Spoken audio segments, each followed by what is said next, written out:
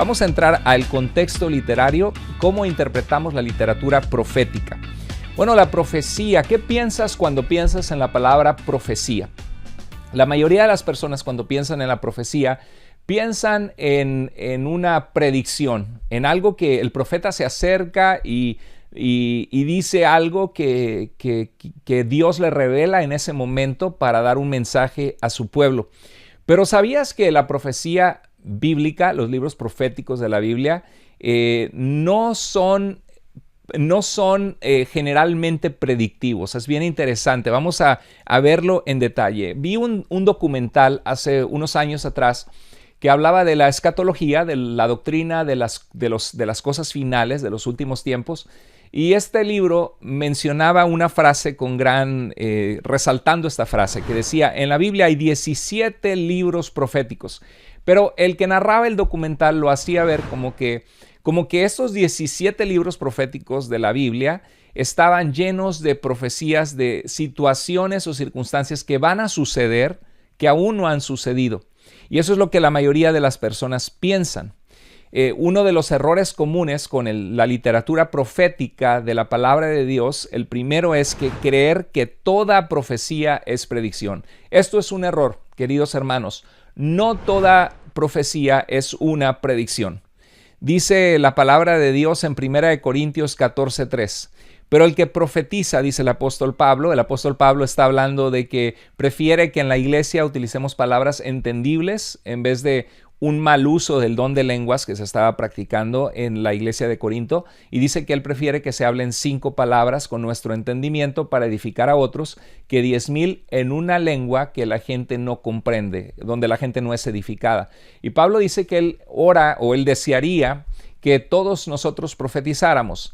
¿Y qué es la profecía? Bueno, el apóstol Pablo, inspirado por el Espíritu Santo en 1 Corintios 14:3, lo define como hablar a los hombres para edificación, exhortación y consolación. Queridos hermanos, eso es la profecía. La profecía significa hablar ante una audiencia, ante el pueblo de Dios, ante la gente, para darles un mensaje de parte de Dios en el que edificamos, exhortamos y consolamos. La profecía es un mensaje de parte de Dios para exhortar, consolar y edificar. No necesariamente incluye la predicción. Sencillamente incluye exhortar, consolar y edificar. Bueno, esta es una manera fácil de poderlo ver. Vamos a hablar de porcentajes, pero vamos a hablarlo como páginas. Imagínate que pusiéramos todos los libros de profecía del Antiguo Testamento en un conjunto de hojas, como si fuera un libro que vamos a encuadernar. Imagínate que fueran 100 hojas y de esas hojas hay 92 hojas que no son predicción, pero solo 8 de esas 100 páginas nos anuncian cosas que están por venir. Eso, queridos hermanos, es el porcentaje de predicción de los libros proféticos. 8 de 100 hojas. En estas 8 hojas las podemos dividir en 5 hojas, 2 hojas y 1 hoja. Y vamos a ver a qué nos referimos. Solo 8%, como dijimos, de los libros proféticos es predicción, y menos del 2%, o sea, menos de 2 páginas de las 100 páginas que tenemos listas para encuadernar, menos de 2% de los libros proféticos es mesiánico. O sea, la mayoría de los mensajes es un llamado al pueblo de Dios para vivir al estándar de la revelación que Dios ya les ha dado. Menos del 5% describe la era del nuevo pacto. Y menos del 1% tiene que ver con eventos que aún no han sucedido. Entonces, este es el porcentaje, 8%, 8 de cada 100, de las 100 hojas, si los pusiéramos en páginas, en 100 páginas, todos los libros proféticos del Antiguo Testamento, solamente 8 sería predictivo, 92% no sería predictivo, y solamente una hoja de las 100 se referiría a algo que está aún por suceder. Muy interesante, porque esto nos va a ayudar a ser cuidadosos y no tomar todos los libros proféticos del Antiguo Testamento como algo que está aún por venir. Tenemos que buscar el mensaje del libro profético en su contexto histórico y ver qué cosas que el profeta anunció se cumplieron en su tiempo. 2 de 100 páginas es mesiánico, 5 de 100 páginas habla sobre el futuro en el nuevo pacto y una de cada 100 páginas no ha sucedido, solamente una de 100.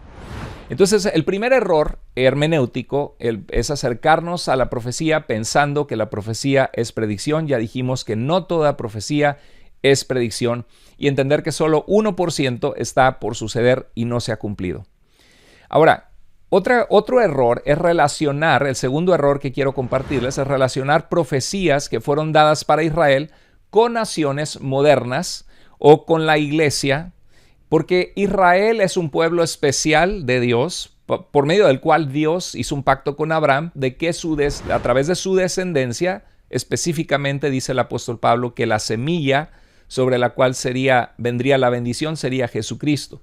Y que a través de su descendencia las naciones de la tierra seríamos bendecidas a través de la salvación que Jesús vino a proveer por nosotros. Y un gran error que ha sucedido en nuestro tiempo es que muchos toman profecías de Israel y las aplican a la iglesia o buscan aplicarlas a conflictos que se están viviendo en nuestros tiempos para tratar de discernir los últimos tiempos aplicando a algún libro profético como el libro de Ezequiel, por ejemplo, o de Isaías. Hay un pasaje en particular en Ezequiel capítulo 38 y 39 que contiene una profecía contra Gog y Magog. En nuestros tiempos, ahorita que se está grabando este seminario, no sabemos lo que depara el futuro y cuándo vas a escuchar tú esta clase. Quizá la vas a escuchar en 2, 3, 4, 5 años de cuando estoy grabándola en este año. Pero ahorita hay un conflicto, una guerra de Rusia y Ucrania muy grave, una guerra muy terrible donde mucha gente inocente está siendo intencionalmente acribillada. Hay genocidio, hay crímenes contra los derechos humanos, matando vida de niños inocentes y de hombres, mujeres que no son soldados. Es algo trágico, algo terrible. Todos los días estamos orando porque Dios guarde al pueblo de Dios que se encuentra en Ucrania, que están siendo atacados, acribillados.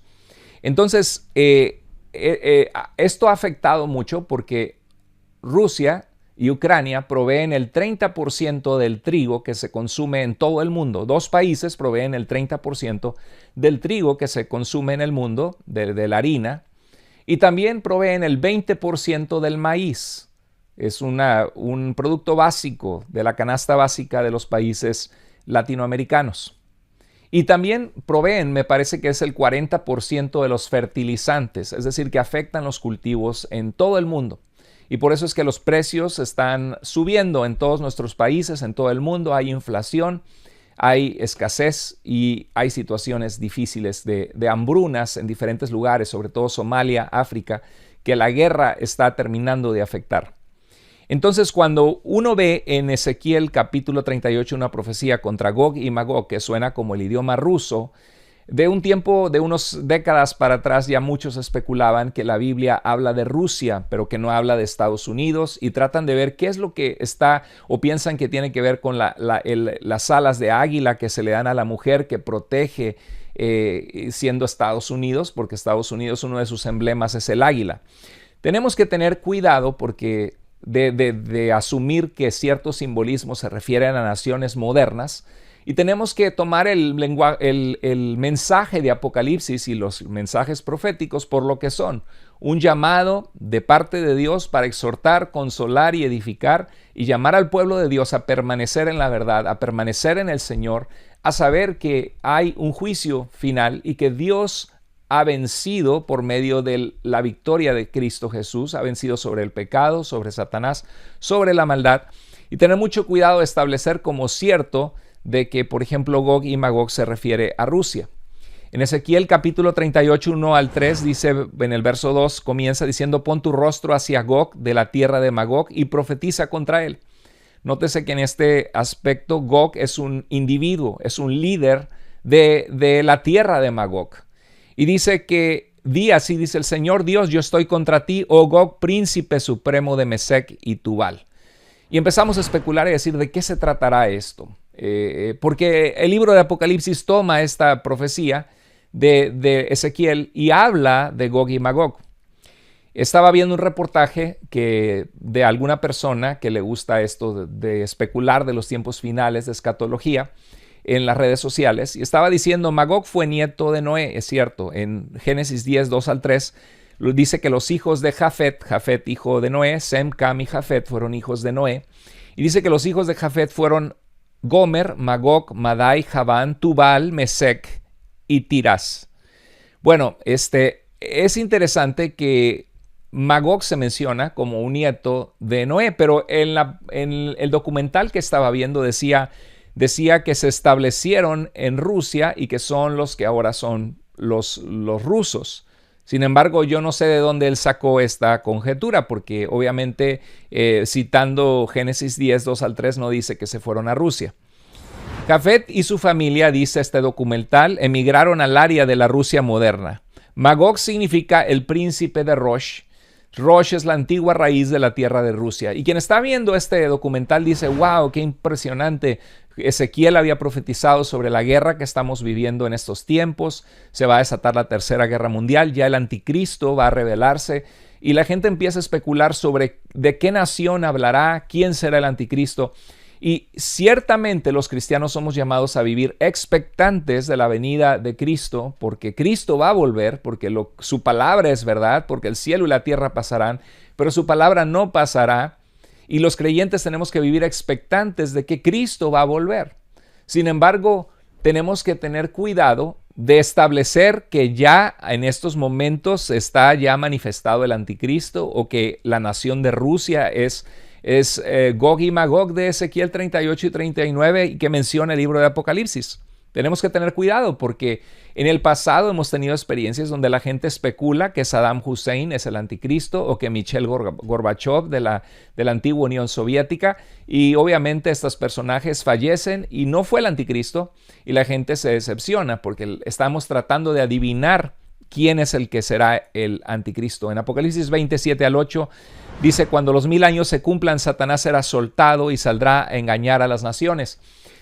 Hay un solo pasaje en toda la Biblia que habla de un milenio, de un reino de Cristo de 1000 años sobre la tierra. Y Apocalipsis es literatura altamente simbólica. Entonces algunos dicen: no, esto es una referencia. Por ejemplo, el amilenialismo es una posición que ve los últimos tiempos con ciertos lentes. Y por ejemplo piensa que el reino de Cristo comenzó cuando Él estableció su reino. Él oraba en el Padre Nuestro: venga tu reino. Y se supone que cuando Él llegó como el Mesías, Él decía: si yo por el dedo de Dios expulso a Satanás, verdaderamente el reino de Dios ha llegado a ustedes, decía Jesús. Y ciertamente en la Biblia hay una teología donde el reino de Dios ya llegó, pero todavía no en su plenitud, que es cuando Satanás sea quitado, cuando sea juzgada la maldad y estemos para siempre con el Señor. Entonces hay un caso para el amilenialismo que ve solamente que los 1000 años es un lenguaje simbólico, figurado, para hablar de un tiempo en el que la palabra de Dios avanza en el mundo y que esperamos que su reino se establezca y que de pronto venga el Señor, venga por nosotros y seremos arrebatados con Él.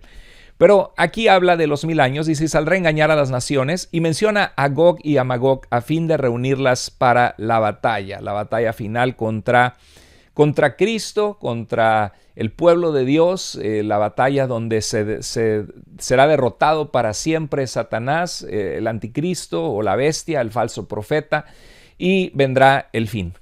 Como Apocalipsis toma este cuadro de Ezequiel 38 y 39 y Apocalipsis lo utiliza para hablar de esta lucha final entre el bien y el mal, entre Satanás contra Dios y su pueblo. Gog es llamado en Ezequiel el príncipe principal de Mesec y de Tubal.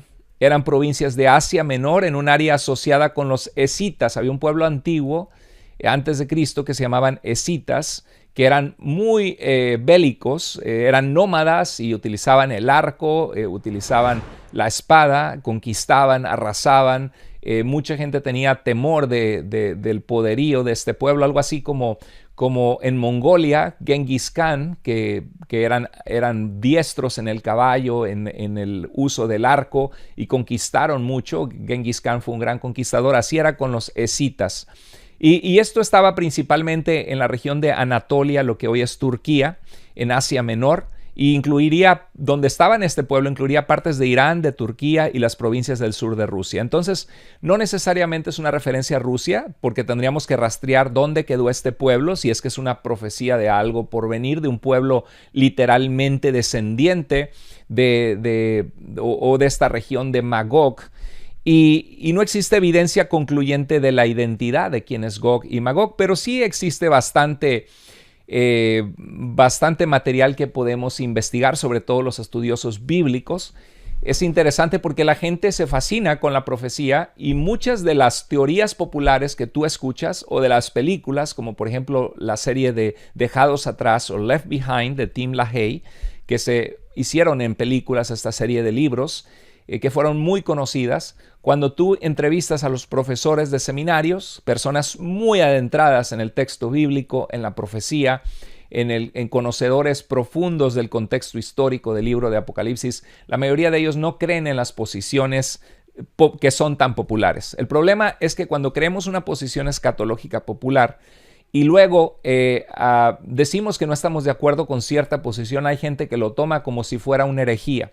Es muy importante que en los aspectos escatológicos demos margen de interpretaciones bíblicas porque es un aspecto secundario. Tengamos la posición que tengamos, lo más importante es saber que Cristo viene y que tenemos que estar preparados como iglesia.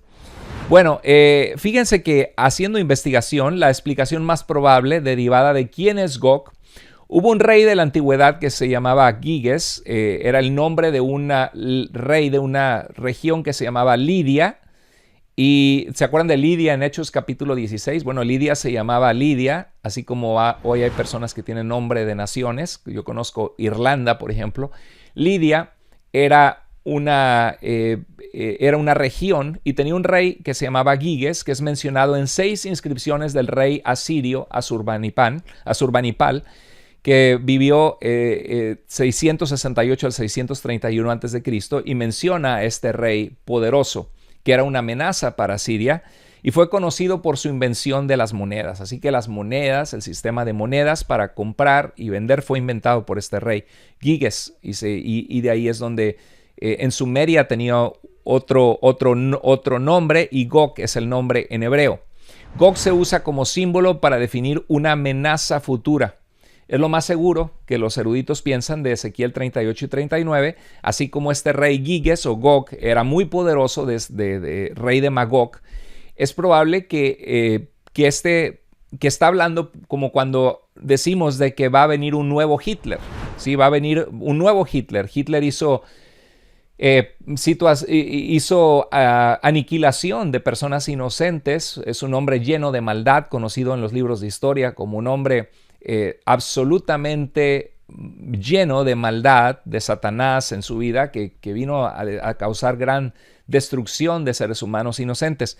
Y es probable que Ezequiel lo utilice en esa manera, que va a venir Gog. Y eso, acuérdense que Gog había vivido antes de la profecía de Ezequiel. Ezequiel es llevado cautivo a Babilonia, de Jerusalén, como un profeta de Dios, es llevado cautivo en el año 597 antes de Cristo.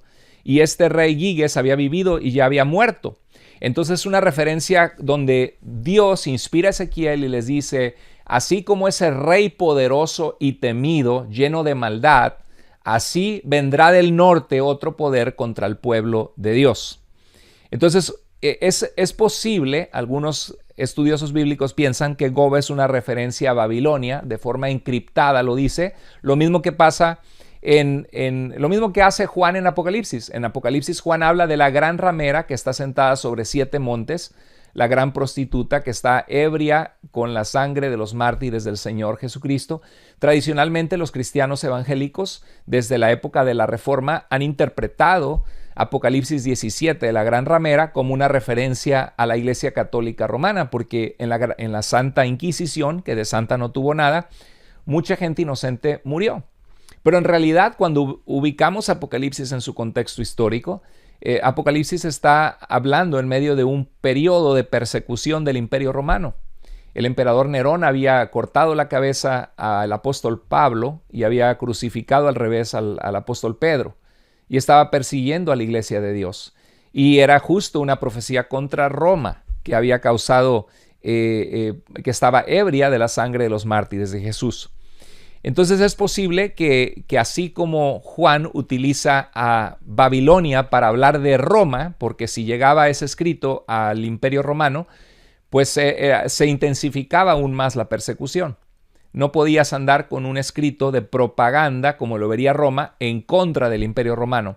Y de esta manera es posible que Ezequiel, en medio del exilio babilónico, habla de Gog como una referencia del pueblo que los acaba de conquistar, del pueblo que Dios usó para traer juicio sobre su pueblo, sobre su propio pueblo que se apartó de Dios. Entonces Babilonia encajaría con el mensaje apocalíptico de estos capítulos de Ezequiel. Magog representaría Babilonia de forma oculta o críptica, usada para representar a las naciones del mundo alineadas contra el pueblo de Dios. Y Juan en Apocalipsis usa esta misma imagen porque la historia tiende a repetirse y porque Dios conoce el futuro y sabe que en el futuro algo como ha sucedido contra la persecución del pueblo de Dios volverá a suceder con algún poder que se levantará, y no necesariamente tenemos que especular que se refiere a Rusia. Puede referirse a cualquier poder que consolida su dominio sobre otros pueblos y sobre todo que impone una agenda contraria a Dios. Ezequiel estaba preocupada por la Babilonia de los últimos días, cuya destrucción sería necesaria para la restauración mesiánica de Israel, como él la veía y como él anticipa en su libro. Entonces por eso en Ezequiel 38:4 dice: te haré dar vuelta, pondré garfios en tus quijadas y te sacaré con todo tu ejército, caballos y jinetes, escudo, todos ellos empuñando espada. Ahí también tenemos un problema, porque si decimos que es Rusia actualmente con sus misiles y con su alta tecnología militar y sus tanques de guerra y sus helicópteros y sus jets, pues obviamente Ezequiel está escrito en una época en que por supuesto no existían ni siquiera la pólvora que se utilizaba en la guerra de forma común. Entonces lo que había era escudos, gente de ejército a caballo empuñando espadas, ¿no? Entonces es interesante, pero Ezequiel habla de que Dios va a traer un fin, un alto a un pueblo que ha conquistado. Probablemente es una referencia a Babilonia, y tal como lo había explicado el profeta Habacuc, Dios va a juzgar a la nación que Dios usó para juzgar a su pueblo.